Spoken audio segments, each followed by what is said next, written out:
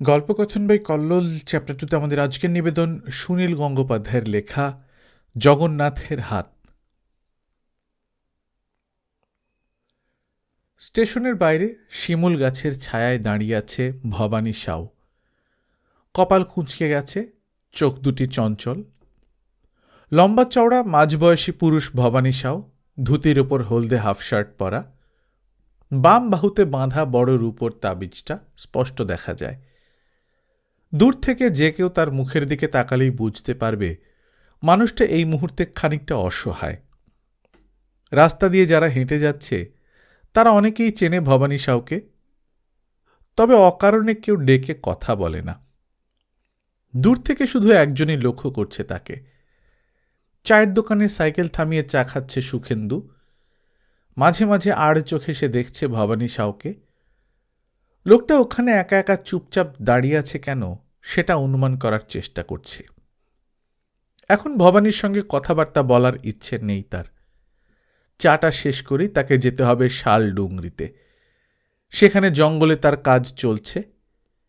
চায়ের দোকানের মালিক বটুক বলল, সুখেন্দুদা, আমার একটু উপকার করে দিতে হবে। বটুকের বয়স সুখেন্দুর অন্তত দ্বিগুণ, তবু সে সুখেন্দুকে দাদা বলে। এই অঞ্চলের সবাই সুখেন্দুর কাছে কিছু না কিছু উপকার চায়। সুখেন্দু চায়ের কাপ থেকে মুখ তুলে চোখ নাচালো। বটুক বলল, ডিএফও সাহেবের বাংলো লখা কাজ পেয়েছে আজ 2 মাস হলো, কিন্তু মাইনের টাকা ঘরে আনতে পারে না। ওই শালা ধীরুটা ওর টাকা কেড়ে নেয়। পাশে দাঁড়ানো স্কুল মাস্টার যোগেন শিকদারের দিকে তাকিয়ে সুখেন্দু হাসল। তারপর বলল, বুঝলেন ব্যাপারটা? ধীরু হলো এই বটুকের আপন মামাতো ভাই, তাকেও বলছে শালা, আর লখাই ওর সত্যিকারের শালা, তার জন্য ওর দরদ বেশি। বটুক বলল, এই সংসারে কেউ কারো আপন নয়, বুঝলেন সুখেন্দুদা? সুখেন্দু বলল, ভাই যদি আপন না হয় তাহলে শালাও আপন নয়। ও তোমাদের নিজেদের ঝগড়া, ওর মধ্যে আমি মাথা গলিয়ে কি করব? বটুক বলল, আপনি ডিএফও সাহেবের সঙ্গে তাস খেলেন? সুখেন্দু হাতের কাপটা নামিয়ে একটা সিকিট ছুঁড়ে দিয়ে বলল, ঠিক আছে, আমি ধীরুর সঙ্গে কথা বলবো। সুখেন্দু সাইকেলে পা দিতেই তাকে দেখতে পেয়ে গেল ভবানী সাউ। সে হাত তুলে ডাকলেও সুখেন্দু না দেখার ভান করে জোরে চালিয়ে দিল প্যাডেল।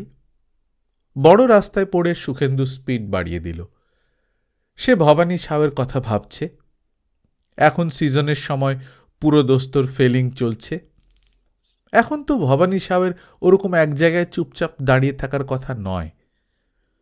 ভবানী কাজের মানুষ। ঘুম থেকে উঠেই ও পান মুখে দেয় আর টাকা রোজগারের ধান্দা শুরু করে। আজ তার মুখে পান নেই। স্টেশনের কাছে বেলা 10টায় চুপচাপ দাঁড়িয়ে। রাস্তার চেনা লোকেরা কেউ কেউ সুখেন্দুর দিকে হাত তোলে। সুখেন্দু হাসি মুখে ভুরু নাচায়। এ ছোট শহরটিতে সুখেন্দু বেশ জনপ্রিয়। একটু বাদেই সে শহর ছাড়িয়ে ফাঁকা রাস্তায় গিয়ে পড়ে।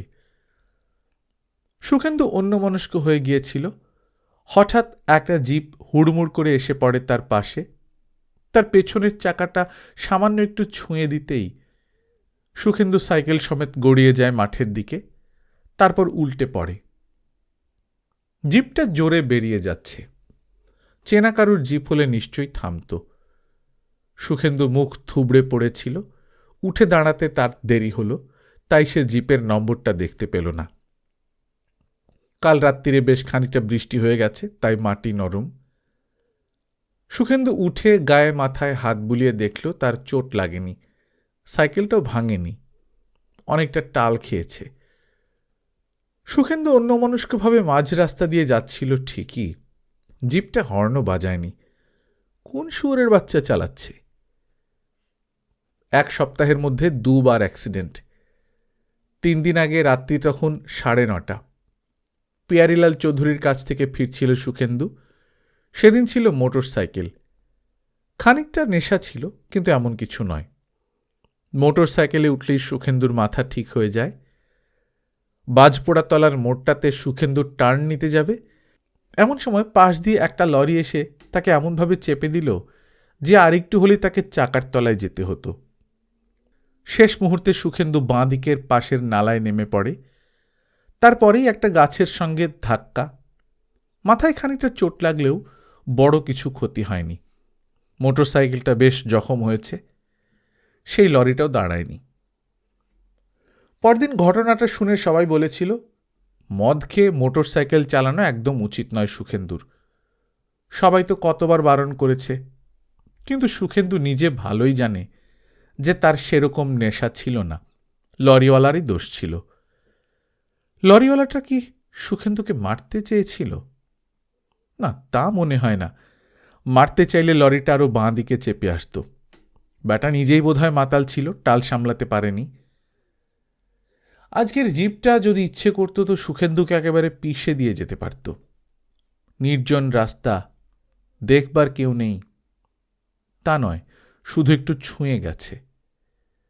সাইকেলটা ঠিক করে নিয়ে সুখেন্দু আবার উঠে পড়ল। মাইলখানিক পরেই শুরু হলো শালের জঙ্গল। সুখেন্দু ঢুকে পড়ল তার মধ্যে। সুখেন্দুর নতুন কাজটা মায়ার পছন্দ নয়। মায়া চেয়েছিল সুখেন্দু ভদ্রলোক হোক, লাইব্রেরি কমিটির সেক্রেটারি থাকুক, স্কুলের বিল্ডিং ফান্ড সংগ্রহ করবার জন্য ফাংশনের ব্যবস্থা করে যাক। তার বদলে সুখেন্দু জঙ্গলি হয়ে যাচ্ছে। জঙ্গলের রাস্তায় জিপের চাকার দাগ, টাটকাই তো মনে হচ্ছে। সেই জিপটা জঙ্গলে ঢুকেছে। ভবানী সাউ বলেছিল, সুখেন্দু, তুমি জঙ্গলে একেবারে এসো না। তুমি হচ্ছ আলো চাল পুঁইশাক খাওয়া বামুন বাড়ির ছেলে। এসব কাজ তোমাদের জন্যে নয়। সুখেন্দু ঠাট্টা করে বলেছিল, কেন, তুমি ভয় পাচ্ছ বুঝি? তুমি ভাবছ তোমার লাভের গুড় আমি খেয়ে নেব? ভবানী সাউ কথা বলার সময় ভুরু নাচায়, ঠোঁটের কষ দিয়ে পানের রস গড়ায়। ভোগী পুরুষ, বয়সে বেশ খানিকটা বড় হলেও সে সুখেন্দুর সঙ্গে বন্ধুর মতোই ব্যবহার করে। দূরে গাছ কাটার শব্দ পাওয়া যাচ্ছে। এদিকে ওদিকে পড়ে আছে কয়েকটা গাছ। একটা গাছের গুঁড়ি দেখে সুখেন্দুর ভুরু কুঁচকে গেল।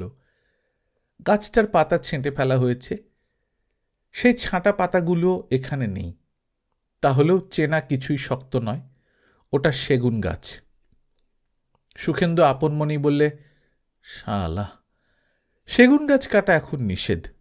জঙ্গল জমা নেবার শর্তই ছিল এখানে শুধু শাল আর কেঁদ, কুসুম গাছ কাটা হবে, সেগুন বাদ থাকবে। একটা কন্ট্রাক্টর বদমাইশি করে, সবার নামে দোষ পড়ে। ৩০০ নম্বর ব্লকে শখানেক মেয়ে পুরুষ খাটছে, সেখানে পিয়ারিলাল নিজে উপস্থিত। সে নিজে তো সাধারণত আসে না। পেমেন্টের দিনেও পিয়ারিলালের ভাই লক্ষ্মণবাবু আসে। একটা জিপ কাছে দাঁড়ানো। পিয়ারিলাল চৌধুরীকে দেখে পাশ কাটিয়ে চলে যাওয়া যায় না, সাইকেল থেকে নামতে হয়। কপালে হাত ঠেকিয়ে সুখেন্দু বলল, রাম রাম চৌধুরীজি। পিয়ারিলালের বিশাল চেহারা, হরিয়ানার খাঁটি ঘি দুধ খেয়েছে যৌবনে, একসময় নাকি কুস্তিও করেছে। সে সুখেন্দুকে একেবারে ভীম আলিঙ্গনে জড়িয়ে ধরে বলল, আরে সুখেন্দু, তুমি ইতনা দের করে এলে? সূরজদেব মাথার উপর উঠে এলো। এত বেশি ঘুমালে কাম করবার কিছু হয়? হামকো দেখো তো, আমি 5:30 বাজনেছে উঠে পড়ি আর স্নান করি। সুখেন্দু বলল, চৌধুরীজি, আপনার কথা আলাদা। তা আপনি আজ নিজে এলেন যে এদিকে? পেয়ারিলাল বলল, ডিজেল নেই, ট্রাক সব বন্ধ হয়ে আছে, উধার বসে বসে কি করব? সুখেন্দু বলল, আজও পাম্পে ডিজেল আসেনি? এ তো বড়ি মুসিবত কি বাত। জিপটার দিকে আর চোখে দেখছে সুখেন্দু। এটা পিয়ারিলালের নিজের জিপ নয়। এটা কার? ড্রাইভারটার মুখ চেনা, কোথায় দেখেছে মনে পড়ছে না। সুখেন্দু এগিয়ে গিয়ে ঝট করে ড্রাইভারটার কলার চেপে ধরে বললে, শুয়োরের বাচ্চা, আমার সঙ্গে দিল্লাগি করছিলি? গাড়ি থামাসনি কেন? লোকটার মুখ শুকিয়ে গেছে। ফ্যাঁস ফেঁসে গলায় বললে, কি বলছেন বাবু, আমি তো। সুখেন্দু দুর্দান্ত জোরে ধমক দিয়ে বলল, চুপ, তুই আমায় চিনিস না? আমার সাইকেলে ধাক্কা মেরে পালিয়ে এলি। পিয়ারিলাল কাছে এসে জিজ্ঞেস করল, আরে ক্যা হুয়া সুখেন্দু বাবু, এ বুড়বা কি করেছে? সুখেন্দু সংক্ষেপে ঘটনাটা বলল। পিয়ারিলাল চৌধুরীর কপালে ৩-৪টে ভাঁজ পড়ল। तुम्हारी साइकिल धक्का मार दिया ए बुड़बाक? कब? এই তো একটু আগে। এ জিপ তো 2 ঘন্টা ভর ইধারই খাড়া হ্যায়। আমি এই জিপে এসেছি, আর কোথাও তো যাইনি। আপনি এই জিপে এসেছেন? আপনার নিজের জিপ কি হলো? আমার জিপ ডিজেল সে চলতা, এটা পেট্রোলে চলে। লক্ষ্মণ পরশু এই জিপ খরিদ করেছে। চৌধুরীজি, আপনি এই জিপে এসেছেন? হ্যাঁ, 2 ঘন্টা হয়ে গেল। সুখেন্দু বুঝল তাহলে এই জিপ নয়। ড্রাইভারের কলার ছেড়ে দিল সে, কিন্তু তার কাছে দুঃখ প্রকাশ করল না। আগের মতোই কড়া গলায় জিজ্ঞেস করল, এদিকে আর কোন জিপ চলে? কোন হারামজাদা ড্রাইভার আমাকে ধাক্কা মেরে পালাবে, তুই জানিস? লোকটি বলল, না স্যার, পালিয়ে গেল, থামল না। হঠাৎ একটু লেগে যেতে পারে, তা বলে থামবে না? আমি যদি অজ্ঞান হয়ে পড়ে থাকতাম? ড্রাইভার জাতির প্রতিনিধি হিসেবে এই জিপ ড্রাইভারটি অপরাধী বোধ করে, লজ্জিত মুখে দাঁড়িয়ে থাকে। পিয়ারিলাল বলল, সালে লোক গাড়ি চালাতে কিছু জানে না, স্টিয়ারিং হাতে নেয়। লো সুখেন্দু বাবু, সিগারেট পিলো। শোন, একটা জরুরি বাত হ্যায়। দুজন একটা কাটা গাছের গুড়িতে গিয়ে বসল, সিগারেট ধরালো। গাছে গাছে টাঙ্গির কোপ পড়ার অবিরাম শব্দ। গাছ কাটা পুরুষদের কাজ, মেয়েরা পাতার বান্ডিল বাঁধছে। দুটি স্বাস্থ্যবতী মেয়ের দিকে আপনি সুখেন্দুর চোখ চলে যায়। প্যারিলাল জিজ্ঞেস করল, তুমকো কঠো বগ্গি মিলা? সুখেন্দু বলল, বগি? এখনো তো বুক করিনি। পিয়ারিলাল এমনভাবে হাসল যেন একটি বালকের আধো আধো কথা শুনছে। সুখেন্দুর পিঠে একটা পেল্লায় চাপড় মেরে হাসতে হাসতে বলল, আরে সুখেন্দু, तुम ऐसा बेहोश होके बिजनेस करोगे? बग्गी नहीं बुक किया तो माल की करे भेजबे? हाँ, ডিজেল মিলছে না, ট্রান্সপোর্টের সব গাড়ি বন্ধ আছে, ট্রেনের বগ্গি ভি মিলবে না, হেভি রাশ হবে। তুম কে নিদ যাচ্ছ কি? সুখেন্দু চিন্তিত হয়ে পড়ল। কথাটা ঠিকই বলেছে পিয়ারিলাল। ডিজেলের সংকট, এখন সবাই ট্রেনে মাল পাঠাবার জন্য ঝুঁকবে, ওয়াগন পাওয়া শক্ত হবে। এই দিকটা সে আগে চিন্তা করেনি। পিয়ারিলাল বলল, ঘাবড়াও মাত, इंतजार करो, मास्टर बाबू को 2-500 रुपया खिलाओ, तब भी ना मिले तो हम हैं। সুখেন্দু পিয়ারিলালের মুখের দিকে এক দৃষ্টে তাকিয়ে রইল। পিয়ারিলাল একগাল হেসে বলল, পুরুষ কা জবান, হাতি কা দাঁত। আমি বলছি তো, বগি না মিলে তো আমার কোটা থেকে তুমকো দে দেঙ্গে, ঠিক আছে? সুখেন্দু সেই রকম ভাবেই চেয়ে থেকে পিয়ারিলালকে বোঝার চেষ্টা করল। পিয়ারিলাল গোড়া থেকেই তাকে সাহায্য করছে। 2 মাস আগে এক কথায় 26,000 টাকা ধার দিয়েছিল, তার জন্য কোনো সুদ নেয়নি। আজকাল এরকম কে দেয়? ঘনিষ্ঠ আত্মীয় স্বজনও দিতে চায় না। পিয়ারিলাল বলল, ঘাবড়াও মাত, এসা মানো কি তুমি সমুদ্রে নেমে পড়েছ, এখন তো সাঁতার দিতেই হবে। ঠিক সে সাঁতার চালাও, কাহা না কাহা তো ঠিক পৌঁছে যাবে। আপনা হাত জগন্নাথ। সুখেন্দু হঠাৎ বলে ফেলল, চৌধুরী সাহেব, আপনি সেগুন কাটাচ্ছেন? পিয়ারিলাল ব্যাপারটায় গুরুত্ব না দিয়ে বলল, সেগুন কাঠ হ্যাঁ ইধার, 10, 20, 25, ইসমে ক্যা হ্যায়? আমি সব কাটাচ্ছি, তুমি কাটাও। তারপর হে হে করে হেসে বলল, আরে তোমার তো বহুত সুবিধা আছে, তুমি ডিএফও সাহেবের সঙ্গে তাস খেলো, এক রোজ हमारा घर पे लेते आओ उनको। ডিএফও সাহেবের সঙ্গে তাস খেলার কথাটা অনেক দূর ছড়িয়ে গেছে। নতুন ডিএফও অরুণ সেনগুপ্ত সুখেন্দুর সঙ্গে স্কুলে পড়েছে, তুই তোকারি সম্পর্ক। এখানে ট্রান্সফার হবার পর সুখেন্দুকে দেখেই চিনেছে, যদিও প্রায় 22 বছর পর দেখা। সুখেন্দুকে সে বাড়িতে ডাকে, তার তাস খেলার নেশা। সুখেন্দুকে সে তাসের পার্টনার করে নেয়। তার জন্যই জঙ্গলের কন্ট্রাক্টরদের মধ্যে রটে গেছে যে ডিএফও সাহেব সুখেন্দু ভট্টাচার্যের বন্ধু, এবার সে অনেক সুবিধা খিচে নেবে। যদিও জঙ্গলের ডাক হয়ে গেছে নতুন ডিএফও আসবার অনেক আগেই, অ্যালটমেন্ট টাকা জমাও দেওয়া হয়ে গেছে। নতুন ডিএফও সুখেন্দুর বন্ধু বলেই তার কাছ থেকে সে কোনো সুযোগ নিতে চায় না। এটা একটা সূক্ষ্ম ভদ্রতার ব্যাপার যা ভবানী সাউ কিংবা পিয়ারিলাল বুঝবে না। যদিও মায়াকে বলেছিল সুখেন্দু সে আর ভদ্রলোক থাকতে চায় না, সে জঙ্গলি হয়ে যেতে চায়। সেগুন গাছ কাটার প্রসঙ্গটা এখন আর টানতে চাইল না সুখেন্দু। পিয়ারিলাল তাকে ওয়াগন দিয়ে সাহায্য করবে বলেছে। নিজের সাইটে এসে দেখলেও কাজকর্ম চলছে ঠিকঠাক। তার এলাকা ছোট, জন খাটছে জনা 15। রোদ্দুর বাঁচাবার জন্য মাথায় একটা টুপি চাপিয়েছে পরেশ। এই ছেলেটা অন্নপূর্ণা হোটেলে বেয়ারার কাজ করত। খুব বুদ্ধিমান, মুখে মুখে চটপট হিসেব করতে পারে, রোগা বাঁশের মতো চেহারা। ছেলেটাকে দেখে সুখেন্দুর মনে হয়েছিল এমন একটা চালাক চতুর ছেলের সারা জীবন হোটেলের বেয়ারা হয়ে কাটানো ঠিক নয়। তাই ব্যবসা শুরু করার পর সে পরেশকে সুপারভাইজারের চাকরি দিয়েছে। শুধু বাঁধা মাইনে নয়, লাভের 5%ও পাবে। সুখেন্দু এসেই কুলি কামিনদের বকাবকি শুরু করে দিল। মুখখানা তার হিংস্র হয়ে উঠেছে, মুখে খারাপ ভাষা। বেলা 12টা বাজে, এতক্ষণে এত কম কাজ হয়েছে কেন? একজন সামান্য প্রতিবাদ করতে এলে সুখেন্দু তার ঘাড় ধরে জোরে এক ধাক্কা দিয়ে বলল, কাম করবি কর, নইলে পেছনে লাত কষিয়ে ভাগিয়ে দেব। হারামজাদা পয়সা বেশি চিনেছিস, হাতে তাগদ নেই, মুখে ধার। এই সময় মায়া তাকে দেখলে কি ভাবত? সুখেন্দুর এরকম মূর্তি সে কল্পনাই করতে পারে না। মায়া রবি ঠাকুরের উপন্যাসের নায়িকাদের ভাষায় কথা বলে। ব্যবসা শুরু করার আগে প্রায় 1 বছর ভবানী সাউ আর পিয়ারিলালের কাছে জঙ্গলের কাজ দেখতে এসেছে। সেই সময় শিখে নিয়েছে সব ঘাতঘুঁত। কুলি মজুরদের সঙ্গে সব সময় ভাই দাদা বলে গায়ে হাত বুললে কোনো কাজ হয় না, ওরা পেয়ে বসে।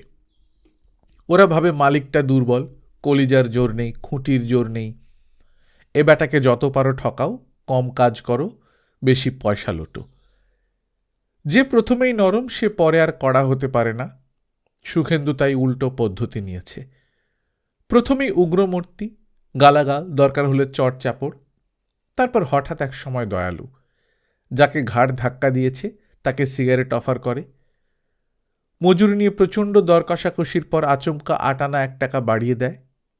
সন্ধ্যাবেলা ওদের সঙ্গে বসে হাড়িয়া খায়। পরেশকেও ছেড়ে কথা বলে না সুখেন্দু। এক সময় তার দিকে ফিরে মুখ খিঁচিয়ে বলে, কিরে শালা, বাবু হয়ে গেছিস না? মাথায় টুপি, ঠোঁটে সিগারেট, এক ঝাপড় মেরে তোর বাপের নাম খগেন করে দেবো শালা, হাত লাগা। সুখেন্দু নিজেই একটা কাটা গাছের গুঁড়ি সরাতে শুরু করে। পরেশ ছুটে এসে ধরে অন্য দিকটা। এই জিনিসটা সুখেন্দু শিখেছে পিয়ারিলালের কাছ থেকে। কত টাকার মালিক সে, যখন তখন 5-10 লাখ টাকা ক্যাশ বার করে দিতে পারে। তবু সাইটে এসে নিজে কাজে হাত লাগায়, মজুরদের সমান খাটে। পিয়ারিলাল প্রায়ই বলে, আপনা হাত জগন্নাথ। যে নিজের হাত দুটোর ওপর ভরসা রাখে সেই জেতে। বাঙালি ব্যবসায়ীরা এটা জানে না। তারা গায়ে খাটতে চায় না, শুধু বুদ্ধি খাটাতে চায়। কত বুদ্ধি বাঙালিদের! দিন দিন সব ঝুনো নারকেল হয়ে যাচ্ছে। পশুপতি শিকদারের অত বড় ব্যবসা ছিল, 3টে পেট্রোল পাম্প, 7খানা ট্রাক, সব নিয়ে নিয়েছে পিয়ারিলাল। যাবে না কেন? পশুপতি শিকদার মাসের মধ্যে 20 দিন বসে থাকবে কলকাতায়, এমনি এমনি ব্যবসা চলবে। গুঁড়িগুলোকে ঠেলে ঠেলে জড়ো করা হচ্ছে এক জায়গায়। সেই কাজে যোগ দিয়ে সুখেন্দুর গা থেকে ঘাম ঝরতে লাগল। পরিশ্রম করলে তার আনন্দ হয়, শরীরটা ঝরঝরে লাগে। বাবু কাজে হাত লাগালে কুলি কামিনরাও বেশি খাটে। যে ভগলু মাহাতোকে সুখেন্দু ঘাড় ধাক্কা হয়েছিল সেই এসে তার কাছে একটা সিগারেট চাইল। ওরা সুখেন্দুকে ভালোবাসে, মনে মনে জানে বাবুটা ভালো। পরেশকে পয়সা দেওয়া থাকে, সে ওদের জন্য বিড়ি নিয়ে আসে। আশ্চর্য এদের স্বভাব। প্রচণ্ড পরিশ্রমের পর একটা বিড়ি খেলে নাকি ওদের ক্লান্তি দূর হয়ে যায়। সুখেন্দু অনেকবার বোঝাবার চেষ্টা করেছে যে এই সময় বিড়ি খেলে বেশি ক্ষতি হয়, একটু জিরিয়ে নিয়ে খা। তা ওরা শুনবে না। সুখেন্দু মাঝে মাঝে ওদের প্যাকেট থেকে সিগারেট দেয়। ওরা জানে এই বাবুর কাছে চাইলে না বলবে না, তবে কেউ একটার বেশি 2টো চাইলে সুখেন্দু ধমক লাগায়। ভোগলুকে সিগারেট দিয়ে সুখেন্দু জিজ্ঞেস করল, তোর বউ আসেনি? বাচ্চাটা কেমন আছে? ভগলু বলল, শরীর শুকা হয়ে গেছে, কিছু খেতে চায় না, জ্বর ছাড়ে নাই 3 দিন। কিছু দাওয়াই দিসনি? হেলথ সেন্টারে তো দেখাতে পারিস। কি হবে বাবু, যদি বাঁচবার হয়তো বাঁচবে, আর নয়তো মরবে। ভগলুরামের কণ্ঠস্বর উদাসীন। এরকম দার্শনিকতা পছন্দ হয় না সুখেন্দুর। ভগলুর ছেলেটাকে দেখেছে, রিকেট, খুব সম্ভবত বাঁচবে না, তবু চেষ্টা তো করতে হবে। সে বলল, পরেশ, তুই কাল সকালে ভগলুর বাড়ি যাবি, ওর বউয়ার ছেলেকে নিয়ে যাবি হেলথ সেন্টারে, সামন্ত ডাক্তারকে আমার নাম করে বলবি। ভগলু এই প্রস্তাবে কোনো মন্তব্য করে না, যেন এতে তার কিছুই আসে যায় না। এক পাশে ফিরে সে গাঁজায় দম দেবার ভঙ্গিতে সিগারেট টানতে থাকে। মাথার উপর দিয়ে টি টি করে ডাকতে ডাকতে উড়ে গেল এক ঝাঁক টিয়া পাখি। সুখেন্দু ওপরের দিকে তাকিয়ে সেই পাখিদের দেখল না। দেখল আকাশে মেঘ জমেছে। এর মধ্যেই বর্ষা এসে গেল নাকি? তাহলে তো খুব মুশকিল, খুব তাড়াতাড়ি ফেলিং শেষ করতে হবে। হাতে গড়া রুটি আর আলু পেঁয়াজের ঝাল ঝাল তরকারি সুখেন্দুর প্রিয় খাদ্য। সে লুচি পরোটা পছন্দ করে না, দোকানের চপ বা রাধাবল্লভী জাতীয় জিনিস খেতে পারে না। সেজন্য সন্ধ্যাবেলা তাকে একবার বাড়িতে আসতেই হয়। খুব খিদে পায়। সামনে ঢাকা বারান্দায় 6-7টি বাচ্চাকে গান শেখাচ্ছে মায়া। সামনে হারমোনিয়াম। মায়া গানের স্কুল খুলেছে, কিন্তু ছাত্রছাত্রীদের কাছ থেকে পয়সা নেয় না, এটা তার শখ। এই ছোট্ট মফস্বল শহরে সে রবীন্দ্র কালচার ছড়িয়ে দিতে বদ্ধপরিকর। রবি ঠাকুর মায়ার মাথায় ভূত হয়ে চেপে আছেন। সকাল থেকে রাত পর্যন্ত সে সব সময় রবীন্দ্রনাথের লাইন নিয়ে কথা বলে। উঠোনের কদম গাছটাতে সাইকেলটা হেলান দিয়ে রেখে সুখেন্দু বারান্দায় ছেলে মেয়েদের পাশ কাটিয়ে ভেতরে ঢুকল। গান থামিয়ে মায়া বলে উঠল, বিন্নি, দাদাবাবু এসেছে, রুটিগুলো সেঁকে দে। প্রথমেই কুয়োর জলে স্নান সেরে নেয় সুখেন্দু। সন্ধ্যাবেলা তাকে আবার বেরোতে হবে। বিকেলে ফেরার পথে ভবানীসাও তাকে ধরেছিল, খুব নাকি জরুরি কথা আছে। সাঁওতাল পাড়াতে একটা নেমন্তন্ন আছে সুখেন্দুর, সেখানেও একবার যাওয়া দরকার। ওয়াগনের ব্যাপারটা চিন্তায় ফেলে দিয়েছে তাকে। আয়নার সামনে দাঁড়িয়ে চুল আঁচড়াচ্ছে সুখেন্দু। গানের ক্লাস ছেড়ে উঠে এলো মায়া। সুখেন্দুর বাহুতে হাত রেখে উদ্বেগের সঙ্গে বলল, তোমার নাকি আজ আবার অ্যাক্সিডেন্ট হয়েছিল? ধনীরাম দুধ দিতে এসেছিল বিকেলে, সেই তো বলল। এই ছোট শহরে সব খবরই ছড়িয়ে যায়। কার বাড়িতে দরজা জানলা বন্ধ করে কে কার বউকে মেরেছে তা পর্যন্ত গোপন থাকে না। এমন কিছুই হয়নি, সাইকেল থেকে পড়ে গিয়েছিলাম। একটা জিপ তোমায় ধাক্কা মেরেছিল বলল যে? ধ্যাত, দেখো না, সাইকেলের কোনো ক্ষতি হয়েছে? আমার গায়ে কোথাও কেটে ছড়ে গেছে? সাইকেল থেকে তুমি এমনি এমনি পড়ে গেলে? তোমার কথা ভাবতে ভাবতে অন্যমনস্ক হয়ে গিয়েছিলাম। মায়ের বড় বড় চোখ দুটিতে বিস্ময় ফুটে উঠল। এই ধরনের কথা সে সুখেন্দুর মুখ থেকে বড় একটা শোনে না। হোক না মিথ্যে, তবুও মধুর লাগে। একটুক্ষণ চেয়ে থেকে বড় একটা নিঃশ্বাস ফেলে মায়া বলল, বুঝি গো আমি, বুঝি গো তব ছলনা, যে কথা তুমি বলিতে চাও সে কথা তুমি বলো না। সুখেন বলল, এটা কি তুমি এইমাত্র বানালে, না এটা রবীন্দ্রনাথের? আমি বানাবো? সে সাধ্য আমার আছে? আমরা যা যা বলতে চাই সবই তো রবীন্দ্রনাথ লিখে গিয়েছেন। আমি কি ওসব বুঝি? আমি জঙ্গলি মানুষ, কুলিশ সর্দার। আমাকে একটু একটু শেখালেও তো পারো। তোমার সময় কোথায়? রাত্রিরে তুমি যে অবস্থায় ফেরো তখন তো তোমার সঙ্গে কথাই বলা যায় না। সুখেন্দুর বলতে ইচ্ছে করল, বিকেলে যখন আমি বাড়ি ফিরি তখন তুমি তোমার গানের ঠাকুর নিয়ে ব্যস্ত থাকো, তখন কথা বলার সময় থাকে না তোমার।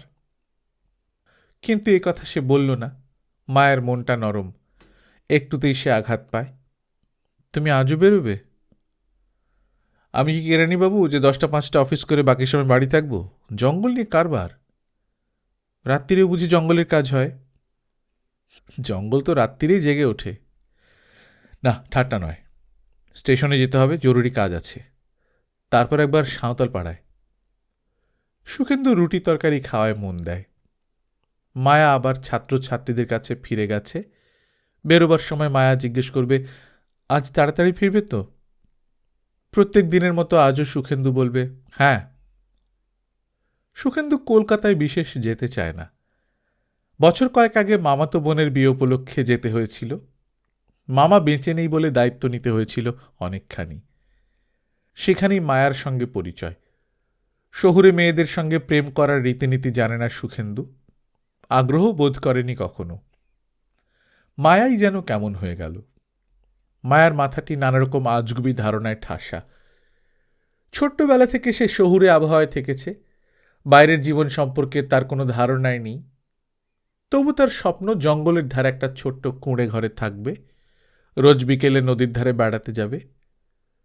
সুখেন্দুর বলশালী চেহারা, রুক্ষ ধরনের মুখ, কথাবার্তা চাঁচা ছোলা। তবু এই সুখেন্দুকেই তার গভীরভাবে পছন্দ হয়ে গেল। সুখেন্দু অনেকভাবে এড়াবার চেষ্টা করেছিল। বলেছিল সে রবীন্দ্রসঙ্গীত বোঝে না, কবিতা টবিতা পড়েনি, তার জীবিকার ঠিক নেই। কিন্তু ততদিনে মায়া জেদ ধরে বসেছে। সুখেন্দুর সামনে চোখের জল ফেলল সে। একদিন সে হঠাৎ এই জামঝরিয়াতে এসে উপস্থিত। 34 বছরের প্রতিরোধ ভেঙে সুখেন্দু খানিকটা নরম হয়ে গেল। তখন বিয়ে করতে রাজি হয়ে গেল। তার আগেই অবশ্য সুখেন্দু ঠিক করে ফেলেছিল স্কুল মাস্টারি ছেড়ে সে কাঠের ব্যবসায় নামবে। সে সিদ্ধান্ত সুখেন্দু বদলায়নি। বিয়ের কয়েকদিন পর সে কথা শুনে মায়া দারুণভাবে আহত হয়েছিল। তুমি গাছ কেটে ফেলবে?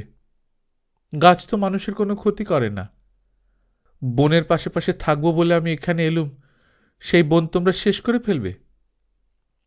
সুখেন্দু বলল, আমি না কাটলে অন্য কেউ তো কাটবেই। সরকার ইজারা দিয়ে গাছ কাটাচ্ছে। বাইরে থেকে কত লোক এসে এই কাঠের ব্যবসা করে লাল হয়ে যাচ্ছে, আর সেই ব্যবসা আমরা করলেই দোষ। স্টেশনের কাছে চায়ের দোকানে ভবানী সাউয়ের থাকার কথা ছিল।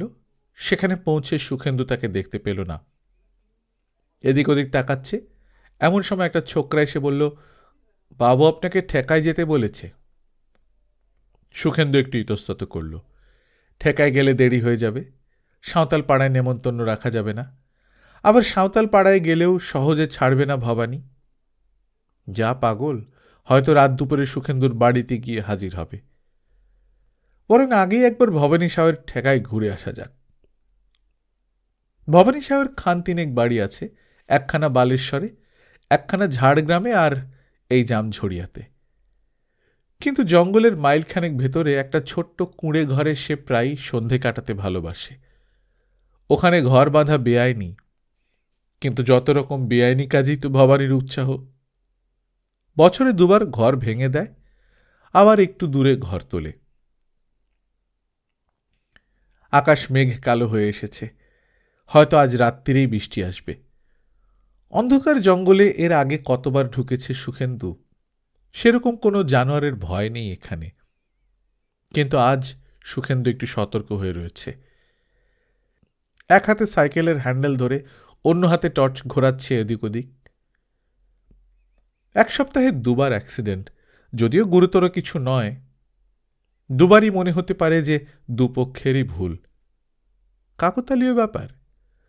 সুখেন্দুকে ইচ্ছে করে মারবার চেষ্টা করবে কে? এখানে কেউ কাউকে খুন করার চেষ্টা করলে সে কাজটা খুবই সহজ। কিন্তু সবাই জানে যে সুখেন্দু ভট্টাচার্যকে মেরে সহজে নিষ্কৃতি পাওয়া যাবে না। এখানকার এমএলএ প্রভাত মুর্মু তাকে বলেছিল, আপনি দাদা ইলেকশনে দাঁড়ালে আমাদের জামানত মারা যাবে। কংগ্রেস, কমিউনিস্ট সবাই আপনাকে ভালোবাসে। সুখেন্দুর কোনোদিন মৃত্যু ভয় ছিল না, কিন্তু এখন মায়ার কথা চিন্তা করতে হয়।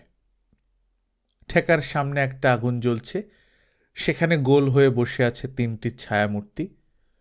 সুখেন্দুর সাইকেলের আওয়াজ পেয়েই ভবানী চেঁচিয়ে উঠল, কে? গলার আওয়াজ পেয়ে সুখেন্দু বুঝল ভবানীর যথেষ্ট নেশা হয়ে গেছে। সুখেন্দু সাইকেল থেকে নামতে না নামতেই টলতে টলতে তার কাছে এগিয়ে এলো ভবানী। তার হাতে একটি ভর্তি গেলাস। সেটা সে সুখেন্দুর মুখের সামনে তুলে ধরল। এত দেরি করলি? খা শালা, খা। আপত্তি করে লাভ নেই। সুখেন্দু একটা চুমুক দিয়ে বলল, এর মধ্যেই টং। খরগোশ জল চাচ্ছি। বসো ইয়ার, বসো। ভবানী দেখ, কি জন্য ডেকেছো বলো তো? আমার একবার সাঁওতাল পাড়ায় যেতে হবে। বিয়ে করে রস মরেনি এখনো সাঁওতাল পাড়ায়? ওদের একটা পরব আছে, আমায় নেমন্তন্ন করেছে। আরে সে নেমন্তন্নতে আমিও যাব। তোকে কি একলাই নেমন্তন্ন করে? বস। খড়ের ঘরটার ভেতর থেকে বেরিয়ে আসে একটি যুবতী, লাল পাড় ধপধপে সাদা শাড়ি পরা, মাথায় ফুল গোঁজা। এক নজর তাকিয়েই মেয়েটিকে চিনতে পারল সুখেন্দু। বড়কা মাঝির এই মেয়েটি কিছুদিনের জন্য চলে গিয়েছিল ঘাটশিলায়, আবার ফিরে এসেছে। এইরকম এক একটা মেয়ের সঙ্গে মাঝে মাঝেই ভবানী সাউয়ের বিয়ে হয়। কোন নিয়মে যে বিয়ে হয় কে জানে। নকশাল আন্দোলনে কত ঝড় উঠল। ঝাড়খণ্ডী আন্দোলন প্রায়ই মাঝে মাঝে চাড়া দেয়। তার মধ্যেই ভবানী সাউ এইসব দিব্যি চালিয়ে যাচ্ছে, কেউ বাধা দেয় না। ভবানী সাউয়ের পাশে যে লোকটি বসে আছে সেও একজন আদিবাসী, কিন্তু তাকে ঠিক সুখেন্দু চিনতে পারল না। মেয়েটির বেশ নেশা হয়েছে। সুখেন্দুর দিকে রঙেলা চাহনি দিয়ে সে বলল, আরে মাস্টার বাবু, তুই মহল খাইছিস? আগে তো খেতিস না। তুই খা খা, বেশি করে খা। জঙ্গলে কাম করতে এসে যদি মহুল না খাস তো জঙ্গলই তোকে খেয়ে ফেলবে। মেয়েটি হাসতে হাসতে ভবানীর উরুর উপর গড়িয়ে পড়ে। হঠাৎ মায়ার কথা মনে পড়ে যায় সুখেন্দুর। মায়ার যে রাবীন্দ্রিক জগৎ, তার সঙ্গে এখানকার পরিবেশ কি কোনোভাবে মেলানো যায়? মায়া যদি জানতে পারে যে ভবানীর মতন একটা দুশ্চরিত্র লোকের সঙ্গে বসে সেখানে মদ খাচ্ছে, তাহলে... কিন্তু এই কথাও ঠিক, ভবানী সাউ মায়ার তুলনায় জঙ্গলকে অনেক বেশি ভালোবাসে। ভবানী সাউ জঙ্গল বোঝে, ওর যথেষ্ট টাকা আছে। ইচ্ছে করলেই রোজ বিলিতি মদ খেতে পারে, ভালো হোটেলে থাকতে পারে, পরিচ্ছন্ন ফর্সা চেহারার স্ত্রীলোকদেরও জোটাতে পারে। ভবানী তবু জঙ্গলেই পড়ে থাকে, মহুয়া বা হাঁড়িয়া খায়। আদিবাসী মেয়েদের দিকেই তার টান। মেয়েরাও যে কোনো কারণেই হোক ভবানীকে পছন্দ করে। সুখেন্দু লক্ষ্য করেছে অনেক কামিনী ভবানীর সঙ্গে রসের গল্প কথা করে। জঙ্গলের প্রতিটি গন্ধ চেনে ভবানী। ফুলের গন্ধ শুঁকে বলে দিতে পারে গাছের বয়স। বৃষ্টি বাদলার মধ্যেও গাছতলায় খাটিয়া পেতে শুয়ে থাকতে দেখা যায় ভবানীকে। এরকম কজন পারে? কিন্তু ভবানী বড্ড বাড়াবাড়ি করছে। বড়কা মাঝিকেও বলে দিতে হবে, তার মেয়েটাকে যেন এইভাবে প্রশ্রয় না দেয়। ভবানী যদি সত্যি ওকে বিয়ে করে থাকে তবে মেয়েটিকে নিজের বাড়িতে নিয়ে রাখুক, সবাই জানুক। জঙ্গলের মধ্যে এরকম বেলেল্লাপনা কোনো মতেই প্রশ্রয় দেয়া যায় না। সুখেন্দু কড়া গলায় বলল, তোমার মাতলামি দেখবার জন্য আমায় ডেকে পাঠিয়েছ? ভবানী তার উত্তরে হুঙ্কার দিয়ে বলল, শালা পেয়ারিলালকে আমি খুন করব। কেন, কি করেছে পেয়ারিলালজি? আমার পেছনে লেগেছে। শালা সাপের ল্যাজ দিয়ে কান চুলকাচ্ছে। কি হলো খুলে বলো না। একখানা ওয়াগন নাই শালা। স্টেশন মাস্টার ছুটি নিয়ে বসে আছে, ওই পেয়ারিলালি ওকে ছুটি লিয়াছে। আর 10খানা ওয়াগন এই শালা 3টে বেনামিতে বুক করে রেখেছে। আমি সব খবর নিয়েছি। বেঈমান শালা, কত ডিজেল ওর স্টকে আছে তাও আমি জানি। সুখেন্দু অপ্রস্তুত বোধ করল। ওয়াগন এমনিতেই কম, নিজেদের মধ্যে সমঝোতা করে ভাগাভাগি করে নিতে হয় প্রতি বছর। জঙ্গলের কাজ এখন পুরো দস্তুর চলছে। বর্ষা শুরু হবার আগেই মাল পাঠাতে হবে। ওয়াগন না পেলে ক্ষতি হয়ে যাবে খুব। কিন্তু পিয়ারিলাল নিজের কোটা থেকে সুখেন্দুকে ওয়াগন দেবে বলে কথা দিয়েছে। ভবানীকে সে কিভাবে সাহায্য করবে? এবার সুখেন্দু বুঝতে পারল পিয়ারিলালের আসল উদ্দেশ্যটা। সে সুখেন্দুর সঙ্গে জোট বেঁধে ভবানী সাউকে প্রতিযোগিতা থেকে হটিয়ে দিতে চায়। এখানে সিনেমা হল নেই, ভ্রাম্যমাণ সিনেমা কোম্পানি মাঝে মাঝে এসে স্কুলের মাঠে খোলা আকাশের নিচে সন্ধ্যাবেলা ফিল্ম দেখায়। সেই সব দিনে সিনেমা দেখা একটা উৎসবের মতন। শহর শুদ্ধ সবাই ছুটে যায়, বিশেষত কেউ বাদ থাকে না। পাশের বাড়ির মহিলাদের সঙ্গে মায়াও গিয়েছিল। খুবই পুরনো বাংলা ছবি। সিনেমা দেখার পর সবাই ফেরে হাসি মুখে নানা রকম গল্প করতে করতে। মায়ার মুখখানা অন্ধকার, বেদনা মাখা। সামান্য জ্বর হয়েছে বলে সুখেন্দু আর সন্ধ্যের পর বাড়ি থেকে বেরোয়নি। জ্বরের চেয়েও মাথার যন্ত্রণা বেশি। একটা দিন বিশ্রাম নেওয়া দরকার। একলা থাকলেই নানা রকম চিন্তা আসে। কয়েকদিন ধরেই সুখেন্দু ভবানী সাউকে এড়িয়ে এড়িয়ে চলছে, যদিও তার বিবেকে খোঁচা লাগছে বারবার। ভবানীর সঙ্গে তার অনেক দিনের চেনা। লোকটার চরিত্রে অনেক রকম দোষ থাকলেও গুণ আছে। ভবানী যাকে বন্ধু মনে করে, তাদের যে কোনো বিপদে আপদে ভবানী একেবারে বুক দিয়ে সাহায্য করতে এগিয়ে যায়। নিজের যত টাকা পয়সায় খরচ হোক তা সে গ্রাহ্য করে না।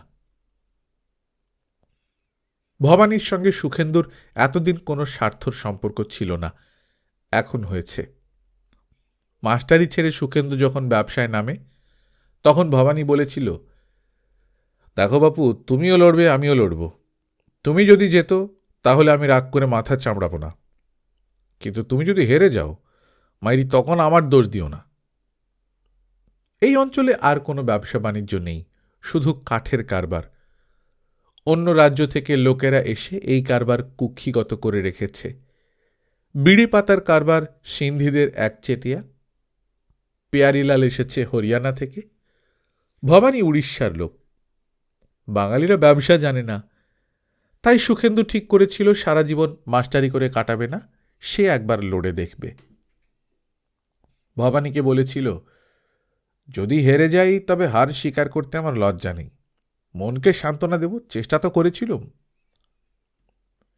পিয়ারিলাল আর ভবানী দুজনেই সুখেন্দুকে আগে থেকে চেনে।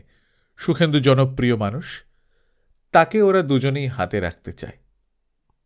এর মধ্যে ভবানীর সঙ্গে তার বন্ধুত্বের মতন সম্পর্ক হয়ে গিয়েছিল। এখন ভবানী আর পিয়ারিলালের রেষারেষির মধ্যে সুখেন্দু কোন পক্ষ নেবে? তার পক্ষে নিরপেক্ষ থাকাও সম্ভব নয়। পিয়ারিলাল তাকে দারুণ একটা টোপ দিয়েছে। ভবানী হার জিতের কথা বলেছিল। ভবানীর যা অবস্থা তাতে একটা সিজন মার খেলেও সে একেবারে ডুবে যাবে না, পরের বার আবার লড়বে।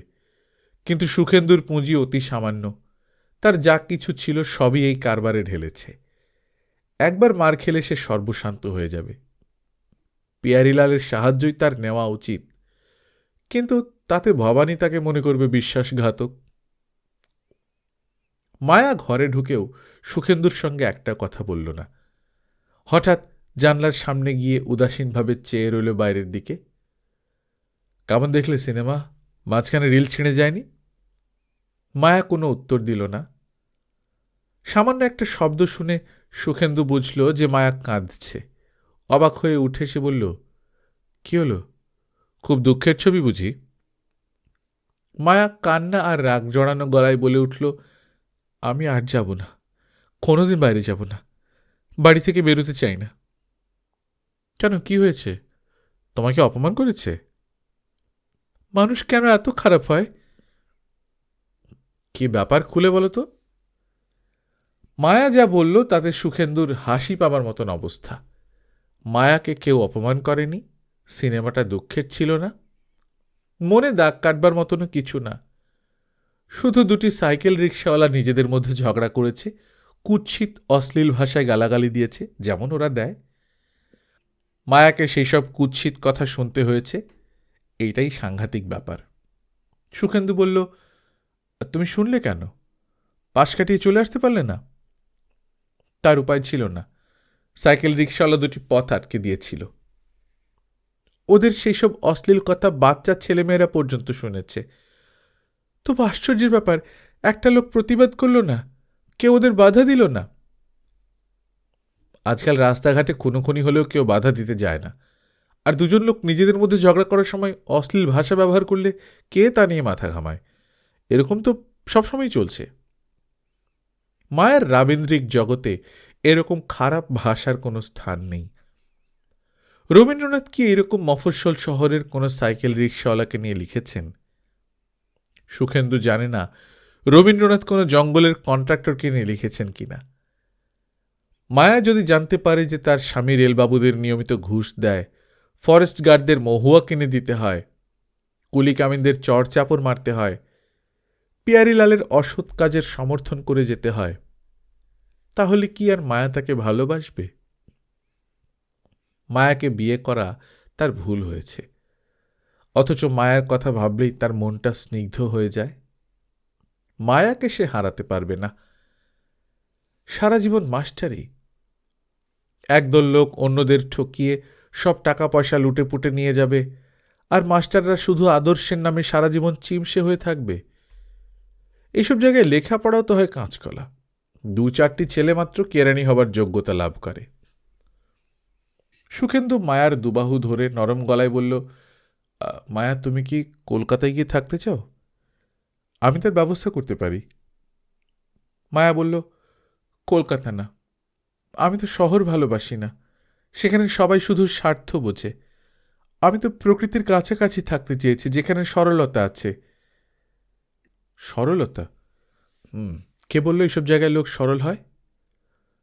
চলো, আমরাও এই জায়গা ছেড়ে বনের মধ্যে একটা ছোট্ট ঘর বেঁধে থাকি। জঙ্গল তো সব সরকারের, আর তাছাড়া সেখানে আমাদের থাকতে দেবে কেন?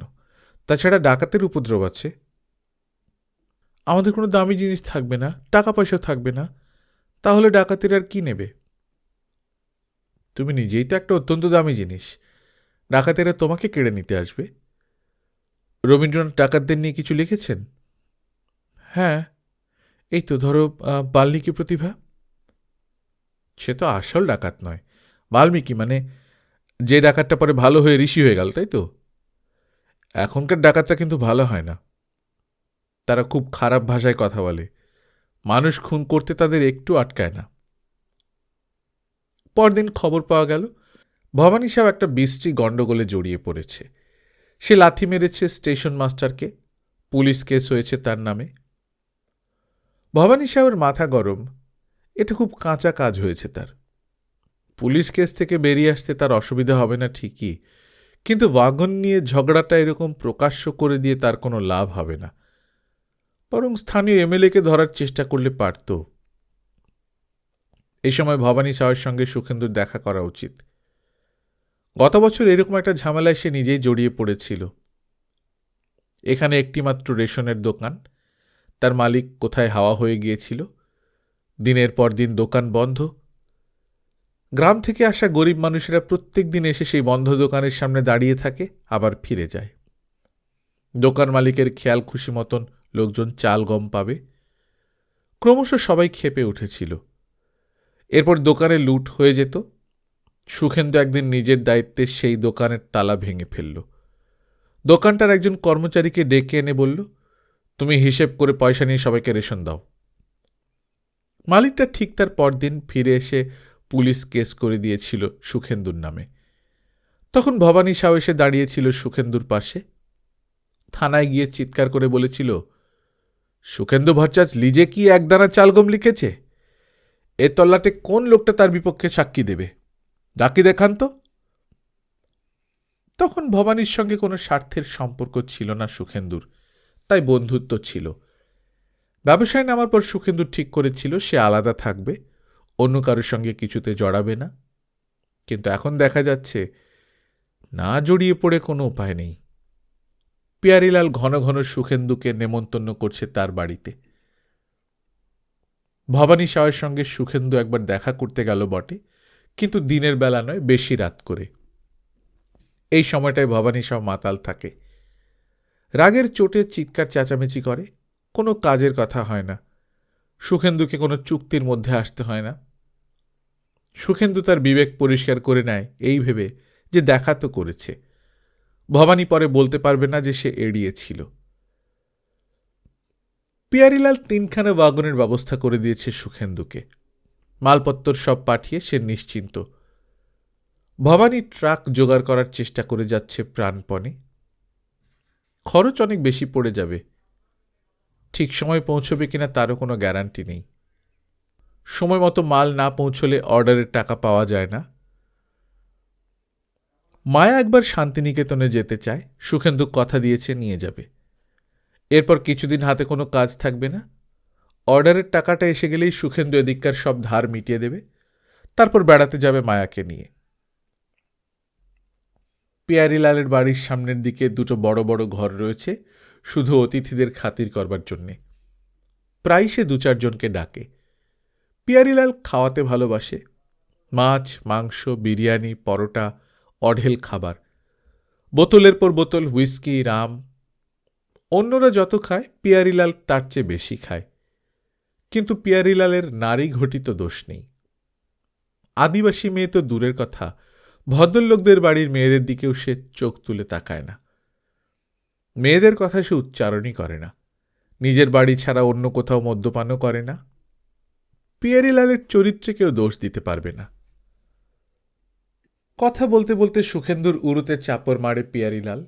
হাসতে হাসতে বললে, আরে সুখেন্দু বাবু, আবি খাও দাও, মौज করো, কাম তো ঠিকঠাক হয়ে গেছে। পিয়ারিলালের তুলনায় সুখেন্দু একটা চুনোপুটি, তবু সে তাকে এত খাতির করছে কেন? দুবার তাকে গাড়ি চাপা দেবার ভয় দেখিয়েছিল কে? কেউ কি তাকে এই লাইন থেকে সরিয়ে দিতে চায়? সুখেন্দু ভট্টাচার্যকে যে চেনে, সে কি এরকম ছেলে মানুষই করতে পারে? পিয়ারিলাল বলল, শোনো সুখেন্দু বাবু, हम जब पाकिस्तान से सब छोड़ के चले আসি তখন আমার কি ছিল? कुछ না, सिर्फ এই 2 हाथ। আমার পিতাজি আমায় বলেছিল কি, मर्द हो तो हाथ से काम करो, তোমার হাত আছে, তুমি সংসার का साथ लड़ो। তো আমি লড়িয়ে গিয়েছি। अपना हाथ जगन्नाथ। আজ ये देखो, এই এত বড় মকান বানিয়েছি, কাঠের কারবার, পেট্রোল পাম্প, 2-2 ট্রাক, সব আপনা হাত সে বানায়া, ঠিক কিনা? নিজের অজ্ঞাতসারী সুখেন্দু বলল, তা তো বটেই। একটু নেশা হলেই পিয়ারিলাল দার্শনিক হয়ে যায়। বিচিত্র তার দর্শন। খাটো আর টাকা রোজগার করো, খাটো আর টাকা রোজগার করো, এছাড়া জীবনে যেন আর কিছুই নেই। বুড়ো হয়ে গেছে লোকটা, এরপর এত টাকা নিয়ে সে কি করবে? ওর এখন যা আছে তাই তো যথেষ্ট। তবু ভবানী সাউকে ল্যাং মেরে সরিয়ে দেবার চেষ্টা করছে কেন? সুখেন্দু ভবানী সাউয়ের নাম উচ্চারণ করে না। পিয়ারিলাল একটা মাংসের ঠ্যাং জোর করে সুখেন্দুর মুখে ভরে দেয়, গেলাসে গপ গপ করে মদ ঢালে, তারপর জাঠ ভাষায় কি একটা দুর্বোধ্য ছড়া বলে। তার এক বিন্দু মর্ম বুঝতে না পারলেও সুখেন্দুকে মাথা নাড়তে হয়। শান্তিনিকেতন যাবার তারিখ ঠিক হয়ে গেছে। বাঁধা ছাঁদা শুরু করেছে মায়া। সুখেন্দু আগে কখনো শান্তিনিকেতন যায়নি শুনে মায়া প্রায় স্তম্ভিত হয়ে গিয়েছিল। এখান থেকে কতই বা দূর, বড় জোর 150 মাইল। তবু কোনোদিন কবিগুরুর শান্তিনিকেতন দেখার ইচ্ছে হয়নি সুখেন্দুর। এরকম মানুষও আছে। মায়া বলল, তুমি যদি রবীন্দ্রনাথের কবিতা পড়তে, তাহলে এরকমভাবে জঙ্গলের গাছ কেটে শেষ করতে পারতে না। চলো শান্তিনিকেতন চলো, দেখবে গুরুদেব কত গাছ ভালোবাসতেন। সুখেন্দু হাসতে হাসতে বলল, গাছ না কাটলে তোমাদের চেয়ার টেবিল খাট আলমারি তৈরি হবে কি করে? ইলেকট্রিকের খুঁটি পুঁততেও শালবল্লা লাগে। মায়া এই প্রশ্নের সরাসরি উত্তর না দিয়ে ঘুরিয়ে প্রশ্ন করে, তাহলে কি পৃথিবী থেকে সব গাছ শেষ হয়ে যাবে? সুখেন্দু অন্যমনস্কভাবে বলল, নতুন গাছও লাগানো হচ্ছে। একটা চিন্তা সুখেন্দুর মনে খড়খড় করে বিঁধছে কদিন ধরে। অর্ডারের টাকাটা এখনো এলো না, আর ফেরতও আসেনি। টেলিগ্রাম পাঠিয়েও জবাব পাওয়া যায়নি। এখানে টাকার বিলি ব্যবস্থা না করে সুখেন্দু মায়াকে নিয়ে শান্তিনিকেতন যাবে কি করে? মোটর সাইকেলে রাস্তা কাঁপিয়ে সুখেন্দু একবার রেল স্টেশনে, একবার পোস্ট অফিসে ঘুরে বেড়ায়।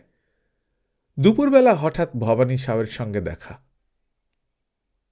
শেষ পর্যন্ত তাল সামলাতে পারেনি ভবানী। তার সমস্ত মাল কলকাতার পাইকারদের কাছে জলের দামে বেচে দিতে হয়েছে।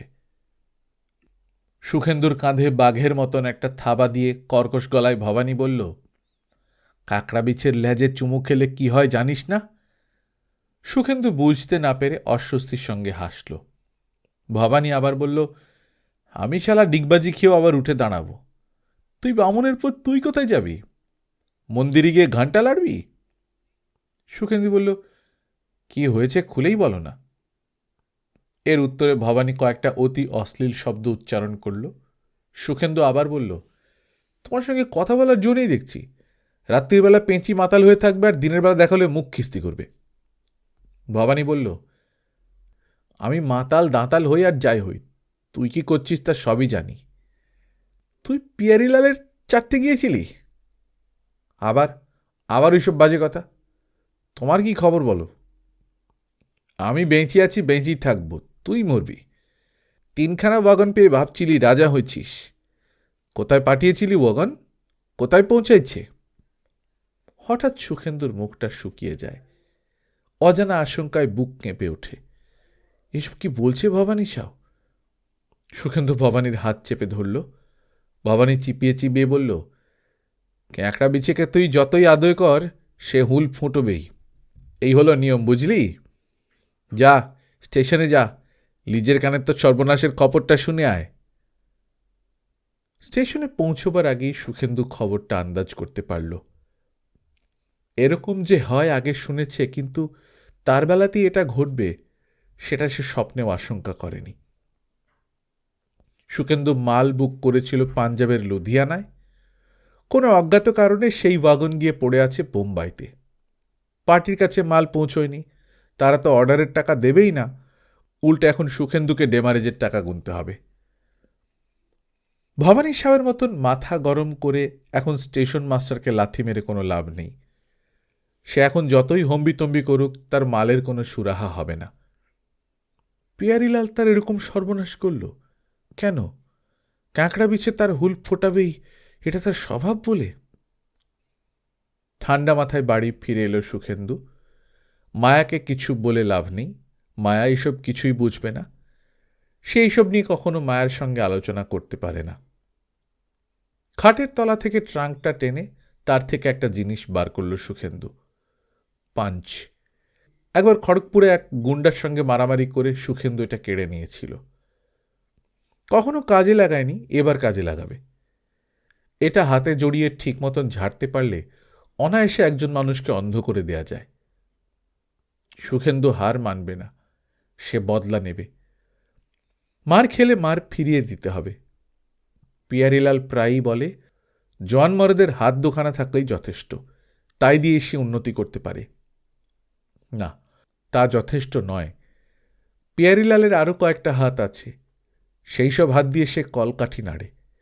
সেই অদৃশ্য হাতগুলোই আসল। এবারে একটা একটা করে সেই অদৃশ্য হাত ভাঙতে হবে। জানলার ধারে দাঁড়িয়ে মায়া আপন মনে গান গাইছে, মধ্যদিনে যবে গান বন্ধ করে পাখি, হে রাখাল বেণুতব বাজাও একাকী। 2-1 মিনিট দাঁড়িয়ে সুখেন্দু সেই গান শুনল। মায়া বেশ ভালো গায়। সুখেন্দুর হাতে এবার রক্ত লাগবে। সেই রক্তমাখা হাত নিয়ে সে কি মায়ের সঙ্গে কোনোদিন যেতে পারবে শান্তিনিকেতনে? গল্পকথন বই কল্লোল চ্যাপ্টার 2-তে শুনছিলেন সুনীল গঙ্গোপাধ্যায়ের লেখা জগন্নাথের হাত। আমরা নিয়মিত গল্প পাঠ করে শোনাচ্ছি। আপনারা যারা প্রথমবার মতো শুনছেন, কাইন্ডলি সাবস্ক্রাইব করে নেবেন। গল্প পাঠ ভালো লাগলে বন্ধুদের সঙ্গে শেয়ার করবেন। নিজে ভালো থাকবেন, আশেপাশের লোকজনকে ভালো রাখবেন। টাটা।